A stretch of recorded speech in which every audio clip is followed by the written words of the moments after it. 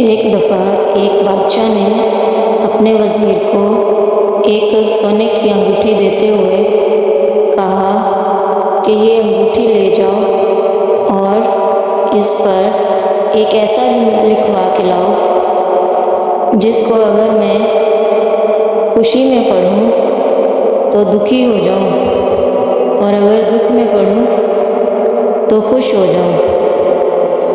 وزیر وہ انگوٹھی لے کے چلا گیا اور سوچ میں پڑ گیا کہ اب میں اس پر کیا لکھواؤں۔ کافی دیر سوچنے کے بعد اس کو ایک جملہ سمجھ میں آیا اور وہ جملہ لکھوا کر وہ انگوٹھی بادشاہ کے پاس لے گیا۔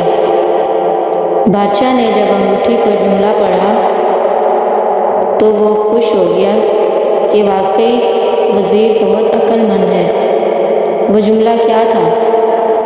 وہ جملہ یہ تھا کہ یہ وقت بھی گزر